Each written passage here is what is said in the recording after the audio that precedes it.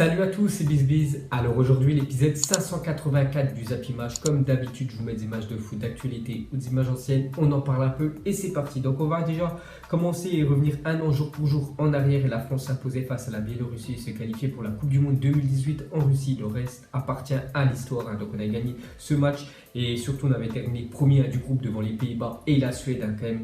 Donc voilà, on était officiellement en Coupe du Monde et quelques mois plus tard, voilà, on a remporté quand même cette fameuse Coupe du Monde 2018 et on a obtenu notre deuxième étoile. Ensuite, il y a aussi un an jour pour jour, Lionel Messi qualifiait l'Argentine pour la Coupe du Monde après un match fou face à l'Équateur au cours duquel il a inscrit un triplé. Donc c'était victoire obligatoire pour l'Argentine qui était vraiment mal embarquée dans cette zone de qualification de la Coupe du Monde sud-américaine. Donc déjà il perdait 1-0 contre l'Équateur à la première minute et Lionel Messi a fait du Lionel Messi. Donc il a emporté à cette équipe d'Argentine en Russie parce qu'il a inscrit un triplé dans le match. Et pour finir avec lui, on peut voir que hier il a annoncé sur son compte Instagram que le Cirque du Soleil allait faire un spectacle basé sur l'histoire de sa vie et de sa passion pour le football en 2019. Donc le Cirque du Soleil, c'est vraiment un cirque réputé aux États-Unis, donc l'un peut-être des meilleurs de la planète. Donc ils vont faire un spectacle sur la vie de Lionel Messi avec le foot. Ensuite, on va parler de l'Italie hier qui jouait contre l'Ukraine. Donc c'était un match amical. On peut voir que l'Italie se rassure pas. C'est toujours un peu brouillon, on peut dire, leur jeu.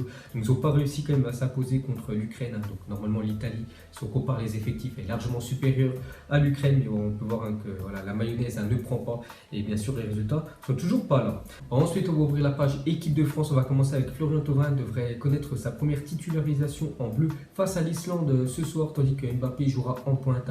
Donc d'après le journal L'équipe, donc regardez déjà normalement le 11 probable des Bleus face à l'Islande ce soir. Donc Mbappé devant en numéro 9 à la place de Olivier Giroud qui est remplaçant Dembélé, Griezmann, Thauvin. Donc premier match de Florian Thauvin avec l'équipe de France, première fois qu'il est titulaire. Donc Pogba, Nzonzi en milieu, donc N'Golo Kanté laissé au repos pour le match contre l'Allemagne, le match officiel mardi prochain. On peut voir aussi la défense digne, voilà, côté gauche, Kimpembe, Varane, Pavard et Hugo Lloris au but.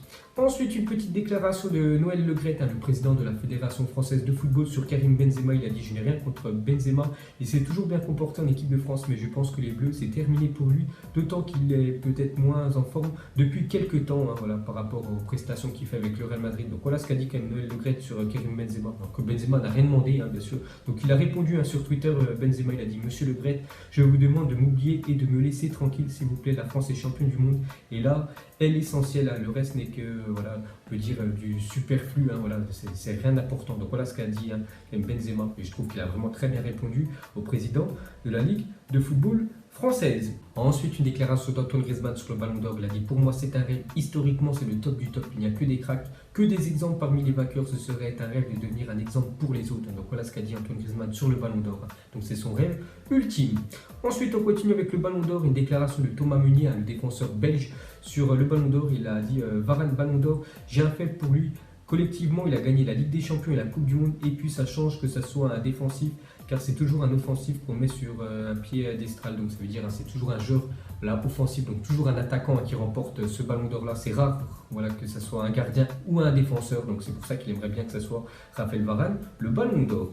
Ensuite, une déclaration de Mamadou Sakho sur Mbappé. Il a dit: voir Kylian ici m'a rappelé quand j'étais avec son demi-frère Jires Cambo en sélection Esport et qu'il me parlait déjà de son petit frère qu'il avait 8 ou 9 ans en me disant qu'il était hyper fort, et là je suis avec lui. Donc bien sûr, le petit frère de Jires Cambo, enfin son demi-frère, bien sûr, c'est bien évidemment Kylian Mbappé. Et maintenant, bien sûr, les deux jouent en équipe de France. Ensuite, les gars, on va prendre la direction de la Turquie. On va parler d'un footballeur avant qui était très bon en Espagne. Donc depuis, ça va beaucoup moins bien quand même. C'est Arda Turan. Enfin, il était très bon quand il jouait à l'Atlético de Madrid, au Barça. Il est parti là-bas, mais il jouait rarement. Donc Arda Turan casse le nez d'un chanteur en boîte de nuit après avoir dragué sa femme. Donc voilà les nouvelles de Arda Turan. Donc on peut voir qu'on voit plus maintenant dans les faits divers que ses exploits sur le terrain. Donc voilà les gars, fin de carrière quand même pour lui.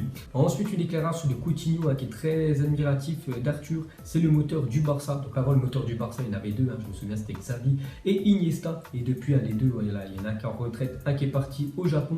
Donc depuis, voilà, le Barça a recruté un joueur l'hiver dernier. C'est Arthur, et qui est vraiment très bon. Et je vous avais dit que son profil, c'était un Iniesta bis. Voilà, il aime bien conserver le ballon. Il est vraiment très bon, ce Arthur. Donc voilà, Coutinho est vraiment, on peut dire, choqué du niveau de Arthur. Ensuite, à parler de Cristiano Ronaldo, se dit victime d'un complot du Real Madrid. Donc écoutez bien les informations de Tuto Mercato Web et du journaliste Palmieri. Le Portugais se dirait victime d'un complot du Real Madrid, une grande machination qui ne serait pas liée à l'affaire du viol présumé dans laquelle il est impliqué, mais plus à ses déboires footballistiques depuis son arrivée à la Juventus l'été dernier. Donc pour CR7 et son entourage, s'il a été expulsé certes durement face à Valence en Ligue des Champions, ce sera à cause de l'UEFA sous influence du club merengue, donc du club bien sûr du Real Madrid. Donc sa deuxième place au trophée FIFA The Best, là encore il estimerait que le Real a fait pression sur l'instance pour qu'il ne gagne pas ce trophée remporté par son ex-coéquipier bien sûr Luka Modric. Et alors que son aveu était prêt pour rejoindre Monaco, où son absence comme celle de Lionel Messi n'est pas passée inaperçue, lors de la soirée, il aurait annulé la venue juste pour, on peut dire, boycotter, pour protester bien sûr par rapport à ces deuxièmes places-là. Donc on peut voir aussi qu'il ne veut pas jouer la Ligue des Nations, donc ce serait pour boycotter bien sûr cette compétition qui est créée par l'UEFA. Donc voilà, Ronaldo, on peut voir qu'il serait victime d'un complot du Real Madrid et de l'UEFA. Donc voilà les gars, cette petite info sortie du site Tuto Mercato Web. Ensuite, une déclaration de Laurentis, donc c'est président de Naples sur Sarri, donc son ancien coach. Il a dit je pensais que j'avais trouvé en Sarri un coach qui resterait longtemps au Napoli, mais à partir d'un certain moment, il n'a plus été question que d'argent. Il voulait devenir riche. Je me suis demandé s'il l'utilisait comme une banque. Donc voilà ce qu'a dit le président de Naples sur Sarri, que Sarri pensait beaucoup plus à l'argent bien sûr que à l'équipe. Donc c'est pour ça qu'il était licencié, qu'il est remplacé par Ancelotti. Ensuite, officiel expulsé face à Lyon dimanche suite à un tacle sur Tanguy Ndombele. Kimpembe est suspendu 3 matchs. Donc il manquera le match face à l'Olympique de Marseille le 28 octobre prochain au stade Vélodrome. Donc voilà les gars, une info sur Kimpembe. Et aussi une autre info sur Andrea Raggi, est suspendu 5 matchs pour son coup de poing à Clément Grenier le week-end dernier contre le stade Rennais. Ensuite, Sergio Busquets n'a raté que 5 passes en 2 matchs de Ligue des Champions sur 180 tentatives. Donc voilà les gars, le ratio niveau passes réussi en Ligue des Champions. Donc on peut voir que parmi le top 5, il y en a quand même 4 qui évoluent en Liga. Donc voilà, on peut voir juste Axel Witsel, la nouvelle recrue du Borussia Dortmund, deuxième. Ensuite, on va parler de Leonardo Jardim, sous contrat avec Monaco jusqu'en juin 2020, pourrait toucher 7 millions d'euros en cas de licenciement, d'après le journal Le Parisien, parce que vous savez que normalement, il devrait être licencié à Leonardo Jardim, ça devrait être Thierry Henry qui devrait prendre la place d'entraîneur du côté de l'AS Monaco à cause des mauvais résultats de Jardim. Donc vu qu'il a encore un contrat de 2 ans, donc il devrait toucher 7 millions d'euros. Ensuite, on continue avec Jardim. Donc on peut voir sous le règne de Leonardo Jardim, l'AS Monaco a engrangé les millions. Donc on peut voir que depuis qu'il est là, quand même, l'AS Monaco a vendu leurs joueurs pour plus de 362 millions d'euros. Donc en bénéfice, on parle bien sûr. Donc c'est quand même énorme les joueurs qu'a lancé Jardim et qui sont partis dans les plus gros clubs de la planète. Ensuite, jette un coup d'œil aux affiches de la journée. Donc il y a des matchs amicaux et il y a aussi des matchs de la Ligue des Nations qui reprend ce soir avec un Pologne-Portugal dans la Ligue A, donc la plus grosse ligue. On peut voir aussi dans la Ligue B Russie contre la Suède. Ensuite, une petite photo plutôt insolite. Donc on peut voir un joueur en train de célébrer son but. Donc je ne sais même pas il joue dans quelle équipe. Je crois que c'est en Angleterre, mais bon, dans les divisions inférieures.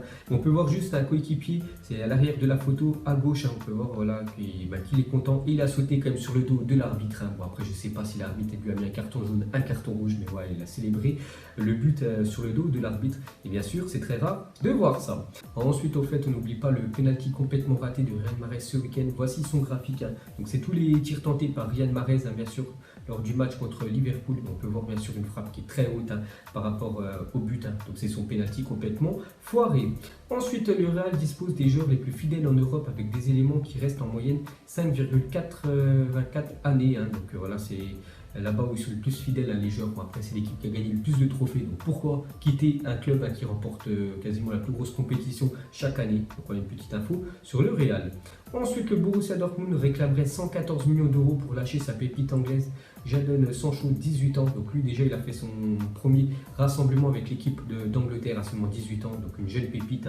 Donc actuellement je crois que c'est le meilleur passeur quand même du championnat allemand. Donc voilà, si un club est intéressé, ils vont devoir débourser plus de 114 millions d'euros pour l'acheter. Ensuite, une déclaration de Paul Pogba par rapport à ses ambitions. Il a dit la Première Ligue, gagner cette année avec Manchester United. Bon, ça reste quand même très compliqué. La Ligue des Champions, ça aussi, ça reste vraiment compliqué. L'Euro 2020, pourquoi pas. Et faire partie des meilleurs joueurs du monde, progresser. Je veux marquer l'histoire du foot. Donc, tout simplement, il veut devenir une légende.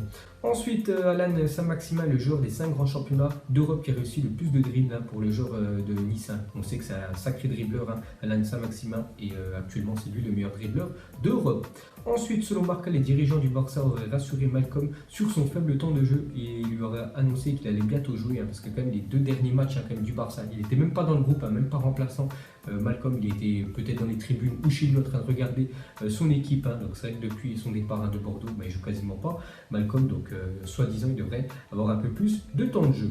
Ensuite, le futur contrat d'Arsenal avec Adidas devrait rapporter 341 millions d'euros sur 5 ans, soit 68,2 millions d'euros par an au club d'Arsenal. Donc seul le FC Barcelone avec Nike qui touche quand même plus de 150 millions d'euros par an quand même. Enfin, le Barça avec Nike, hein, c'est quand même énorme, 150 millions d'euros. Et Manchester United avec 85 millions d'euros par an gagne davantage. Hein. Donc voilà le nouveau partenariat entre Adidas et Arsenal. Donc on voit pourquoi ils ont quitté avec Puma, parce qu'avec Puma ils touchaient 33 millions d'euros et avec Adidas 68 millions d'euros, donc quasiment le double. Et pour finir avec Arsenal, donc on peut voir qu'Alexandre Lacazette est élu joueur du mois de septembre à Arsenal, hein, donc bonne nouvelle pour le buteur français.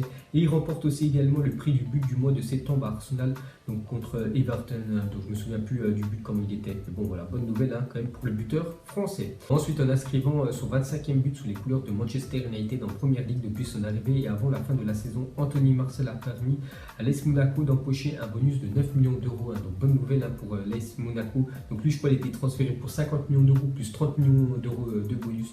Donc là il a activé un nouveau bonus, hein, donc 9 millions d'euros de plus dans les caisses de Monaco. Ensuite des nouvelles de Usain Bolt a annoncé qu'il serait titulaire pour la première fois vendredi avec son équipe australienne des Central Coast Mariners. Donc il a fait une petite déclaration sur ça, il a dit: je suis tout simplement heureux de saisir ma chance et de débuter et de donner le meilleur de moi-même, a-t-il ajouté. Hein. Donc voilà, vendredi, premier match officiel où il commencera un titulaire, bien sûr Usain Bolt. Donc on en reparlera dans le zappimage de samedi de ce que ça a donné. Et pour finir ce zappimage, on va terminer avec l'équipe de France ce soir qui joue contre l'Islande. Donc déjà le match se déroulera au stade du Rodouro, donc Saint-Guingamp. Donc voilà, c'est la première fois je crois que le stade de Guingamp accueille l'équipe de France A. Donc tout simplement mettez-moi un petit prono sur cette rencontre. Donc moi je vois déjà une victoire des Français, j'espère quand même, parce qu'on est quand même supérieur à l'Islande, et je vais dire allez 4-1 pour les Bleus. Donc voilà les gars, la fin de zappimage 584. Donc si ça vous a plu, un petit like et moi je vous ferai l'épisode 585 demain en parlant bien sûr du résultat des Bleus. Donc moi je vous laisse et je vous dis plus tard comme d'habitude. Ciao à tous. Donc on l'a maquillé avec tes mensonges. Et que son âme est moche, plus qu'à la maquiller avec tes mensonges. Je sais pas ce qui se passe dans ma tête. Parfois, je voudrais sauver la terre. Parfois, je voudrais la voir brûler. Ça va pas trop, je roule un terre. Trop de haine pour 9 mètres carrés. Tristesse, faut pas.